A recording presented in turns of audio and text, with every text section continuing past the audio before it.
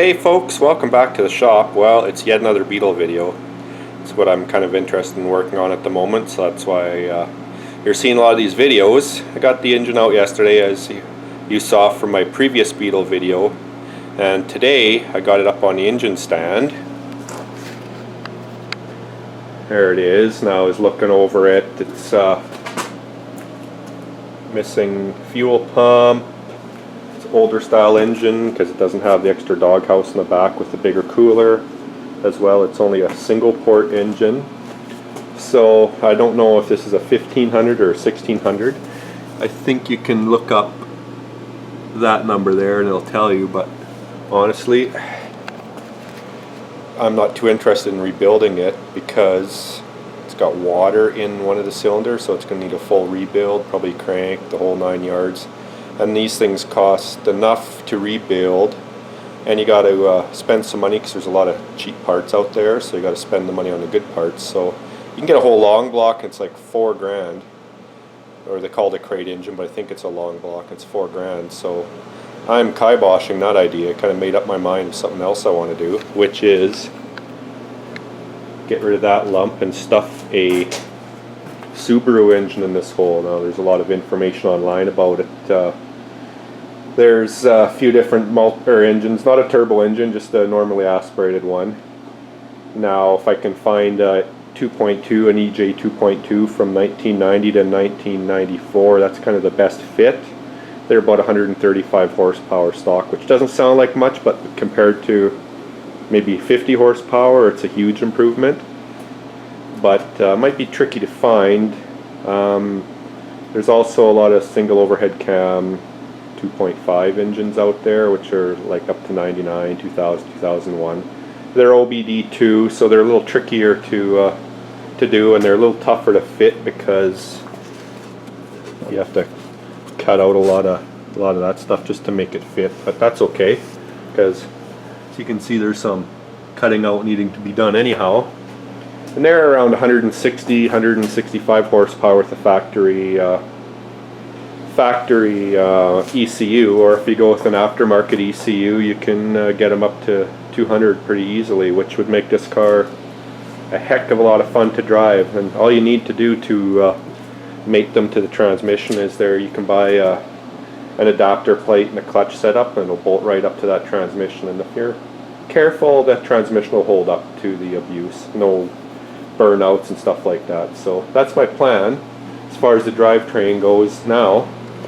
But before I even get to that point, I need to get this body off and fix the chassis, fix the floor pans, fix the body, and then I'll worry about the engine and the rest of it. So today I'm going to start tearing into the body, see if I can get the fenders off and see what kind of nastiness there is behind there. Possibly remove the doors, though I know the bolts that hold the doors in are seized on pretty bad because of this rot. So I may just drive these pins out, I think, for now, and go from there. So I don't know if, yeah, I guess I'll put you up on the stand and you can kind of watch maybe a fast motion video of me getting these fenders off first. Oh, and the running board. We'll see how she goes. So hope you enjoy.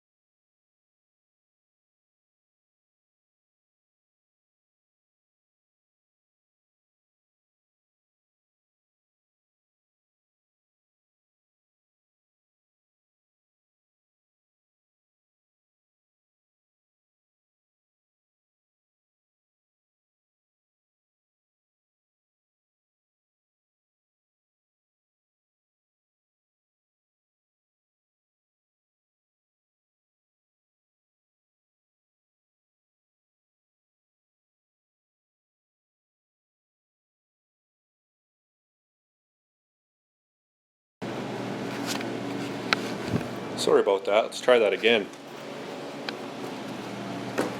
Rust, rust, rust. Rust everywhere. Rusted right through there. see daylight through there. This side's even worse. Nasty. So I don't know how to deal with that. I'm gonna have to do some looking online, see if there's some patch panels. But I've kind of decided with the Subaru engine that factory bumper is gonna have to go anyway. This rear apron, I think she's might be salvageable. I'm not sure. But yeah, no, she's got some cancer down in this corner. This fender's a little bit worse than the other side, but slowly coming along. It's going to be a lot of work. I'm not going to bother videoing the rest of it, but I'll fire up the camera once I get all these fenders off, because it's probably not going to be tonight, and then I'll show you what I find. Until then, take care and talk to you later.